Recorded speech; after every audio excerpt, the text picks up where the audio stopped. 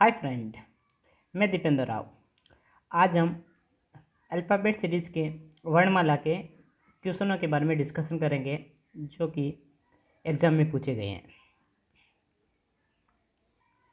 ये हमारा वर्णमाला सीरीज़ का तीसरा पार्ट है।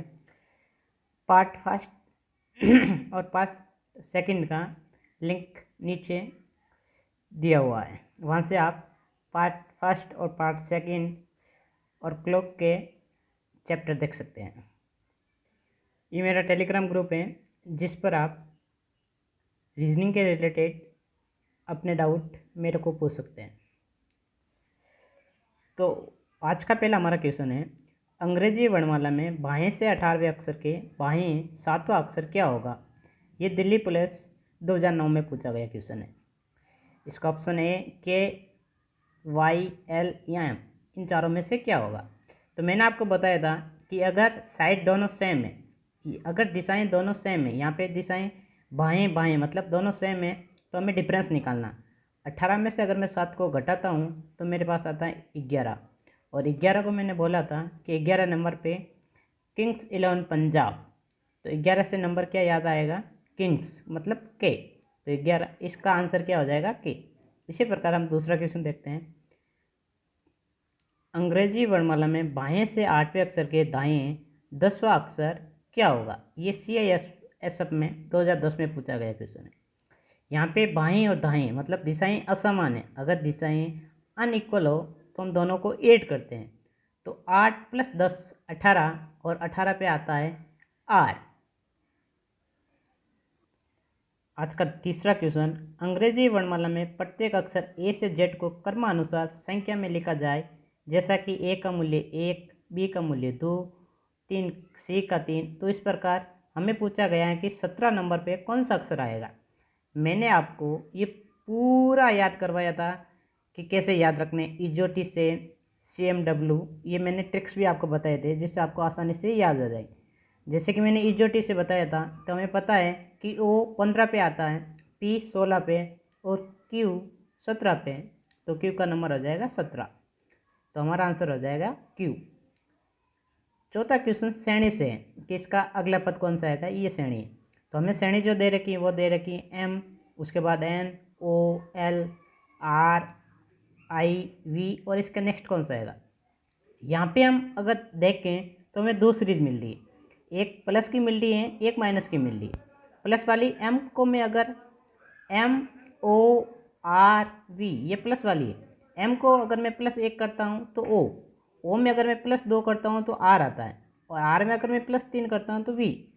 इसी प्रकार मैं दूसरा देखूँ NLI, तो यहाँ पे हम देखते हैं कि I के बाद -3 करने पे E आएगा, तो पहले वाली सीरीज प्लस की, दूसरे वाली माइनस की, तो हमारा जो आंसर होगा वो होगा E।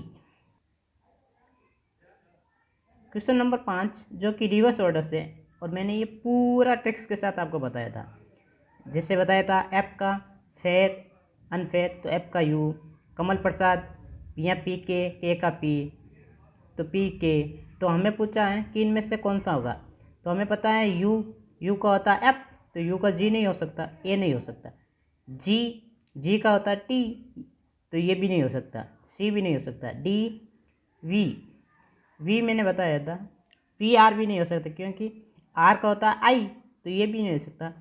आंसर हमारा होगा बी, क्योंकि यू का आंसर यह दे रखा है एफ, जो कि रिवर्स ऑर्डर में सही है, तो हमारा आंसर हो जाएगा बी। इसी प्रकार नीचे भी एक श्रेणी दे रखी है APK, BQL, CRM, DSN। तो हम यहाँ पे देखते हैं तो हमें एक मालूम होता है कि ABCD, तो अगला अक्षर आएगा E, जो कि B और C में दे रखा है, तो हमारा A और D तो नहीं होगा, होगा B या C। आगे हम देखते हैं PQRS, S के बाद आता है T, C में O दे रखा, तो C हमारा आंसर नहीं होगा, हमारा आंसर होगा ETO। क्वेश्चन नंबर 7, वर्णमाला श्रृंखला में प्रश्न चिन्ह द्वारा दिखाए गए एक शब्द गायब है, मतलब ये भी श्रेणी का है। हमें श्रेणी दे रखी है BSC, उसके बाद GFH, उसके बाद LKM, और हमें इसका नेक्स्ट पूछा।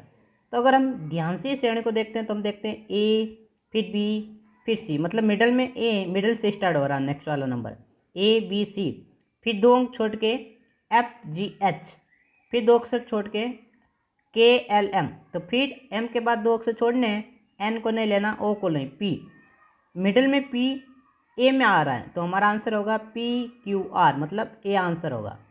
अगर एक को मैं 24 लिखता हूँ तो C को क्या लिखूँगा, मतलब हमें पता है कि ए नंबर 1 नंबर पे आता है, C 3 नंबर पे आता है, और T EJOT से EJOT 5 की टेबल से मैंने आपको याद करवाया था, तो T 20 पे आता है। अगर मैं इन तीनों का ऐड करता हूँ तो 24, मतलब इन तीनों को, इनका नंबर लिख के फिर तीनों को ऐड करना है, ये प्रोसेस चल रहा है।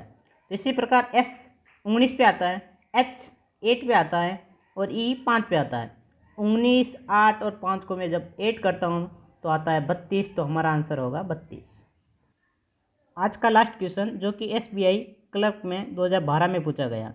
शब्द वंडर्स में अक्षरों के ऐसे कितने जोड़े हैं जिनमें से प्रत्येक के बीच शब्द में 29 अक्षर हैं जितने कि अंग्रेजी वर्णमाला में उनके बीच होते हैं।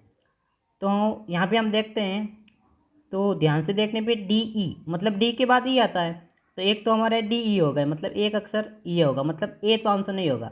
उसके बाद मैं देखता हूँ तो MNO, मतलब NO, उसके बाद RS, फिर RST, ऐसा नहीं दे रहा, RSTUVW, तो यहाँ पे हमारे सिर्फ 4 अक्षर बन रहे हैं जो कि अंग्रेजी वर्णमाला में सही है, तो हमारा आंसर होगा 3 से अधिक।